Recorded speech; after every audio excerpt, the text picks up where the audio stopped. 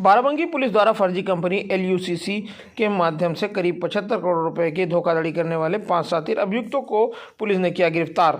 कब्जे से passbook, bond paper व 2 अदद 4 पहिया वाहन बरामदगी के संबंध में अपर पुलिस अधीक्षक उत्तरी ने क्या कहा, आप भी सुनिए।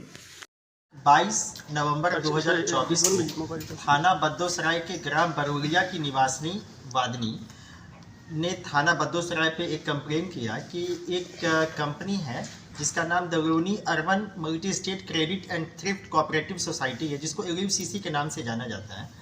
और इस कंपनी ने इनको एक कूट रचित बॉन्ड दिया करीबन 1,25,000 रुपये का, और वो इन्होंने फ्रॉड किया और वो कंपनी बंद करके कंपनी के जो ओनर हैं, एजेंट हैं, वो भाग गए। इस संबंध में थाना बद्दोसराय पे मुकदमा अपराध संख्या 289/2024 सुसंगत धाराओं में पंजीकृत किया गया बनाम राम नरेश आदि 8 नफर व्यक्तियों के अगेंस्ट। फिर जब ये मुकदमा पंजीकृत हुआ तो कुछ अन्य व्यक्ति भी आए और उन्होंने भी बताया कि इस कंपनी ने उनके साथ ही फ्रॉड किया है और इन्होंने उन व्यक्तियों ने कंपनी को पास अपना पैसा जमा किया और वो कंपनी अब पैसा जो उनका मैच्योरिटी है वो नहीं दे रही है, वो भाग गए हैं यहाँ पे। इस संबंध में तुरंत करीबन 5 मुकदमे थाना बद्दोसराय पे, 3 मुकदमे देवा, 1 मुकदमा रामनगर, 1 मुकदमा मोहम्मदपुर का गया। इस करीबन 9 से 10 मुकदमे कायम हुए इसी कंपनी के अगेंस्ट। इस कंपनी के मोडस ऑपरेंडी ऐसी थी कि कंपनी ने अपने आप को कृषि मंत्रालय से एक सोसाइटी के रूप में रजिस्टर कराया और जो इसका अभी जो उपनियम है बायलॉज, उसके हिसाब से इस कंपनी का था कि ये सीमांत किसानों को या किसानों को के बेहतरी के लिए काम करेगी और कोऑपरेटिव बनाएगी, यानी समूह बनाएगी। इसकी आड़ में इन्होंने क्या किया कि अपने लोगों को जो इनके कस्टमर को उन्होंने एक 13-14 रुपये का एक मेंबर बना दिया, लेकिन ये एक तरीके का एक मास्क मेंबरशिप था, यानी कि वाकई में मेंबर उनको पता ही नहीं था कि मैं मेंबर हूँ। वो तो अपने आप को सीधे सिर्फ ये समझते थे कि पासबुक ओपन कराने के लिए मुझे 13-14 रुपये देने हैं, मैं मेंबर हूँ। यह बात किसी भी कस्टमर को नहीं पता थी। उनको यही पता था कि यह कंपनी है और उसके कस्टमर हैं, जैसे बैंक में होते। फिर एक कंपनी उनमें से जितने भी ऐसे व्यक्ति थे जो उनके कस्टमर होते थे, उनसे कुछ निश्चित पैसा जमा कराती थी, RD यानी रिकरिंग डिपॉजिट और फिक्स्ड डिपॉजिट और अन्य स्कीमों में। कुछ 1 बरस के होते थे, कुछ 2 बरस के, और इनका था कंपनी का कि हम आपको 5.5 बरस में ही पैसा दुगना करके दे देंगे।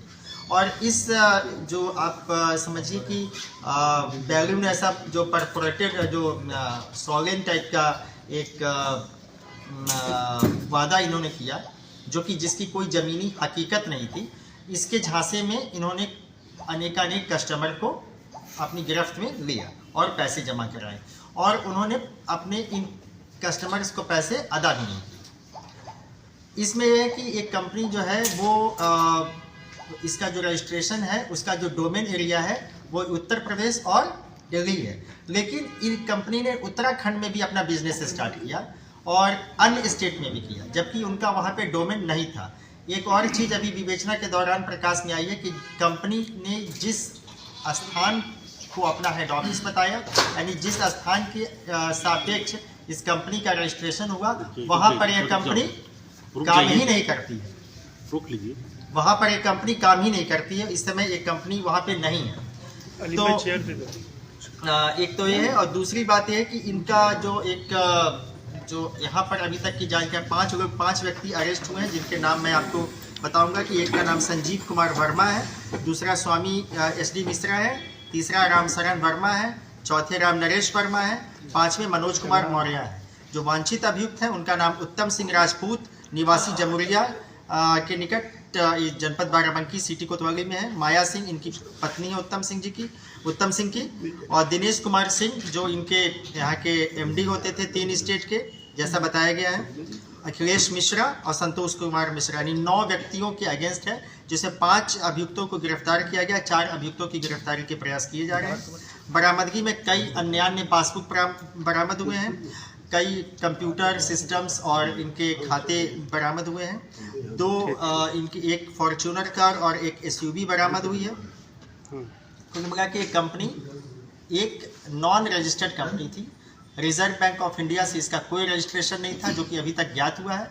दूसरा, एक कंपनी को अधिकार ही नहीं था एफडी करने का या आरडी करने का, लेकिन इसके बावजूद इस कंपनी ने इस तरह के वित्तीय कामों को किया, जबकि यह एक कोऑपरेटिव संस्था थी। यदि इसका रजिस्ट्रेशन हुआ भी था तो कोऑपरेटिव के तौर पे हुआ था, न कि एक नॉन बैंकिंग कंपनी के तौर पे हुआ था। जिले में कितनी ब्रांचेस हैं और अभी स्टेटस क्या है? अभी तक के प्राप्त जानकारी के अनुसार जो संजीव कुमार जो वर्मा है, ये यहाँ पे का मुख्य है और इसके पास 55 से 56 इसके अधीन ब्रांच थी। करीबन जैसा अभी तक जो प्राइमा फेसाई देखा गया है कंप्यूटर स्टेटमेंट के अनुसार, संजीव कुमार वर्मा का वार्षिक टर्नओवर 25 करोड़ रुपए था। ऐसे 12 व्यक्ति उत्तम सिंह को रिपोर्ट करते थे, जो कोर कमेटी मेंबर है, और इस कोर कमेटी के मेंबर के ऊपर एक सीएमडी है जिसका नाम अभी इन सब अभियुक्तों से पूछताछ में समीर अग्रवाल करके आया है। अभी इसके संबंध में जांच की जा रही है।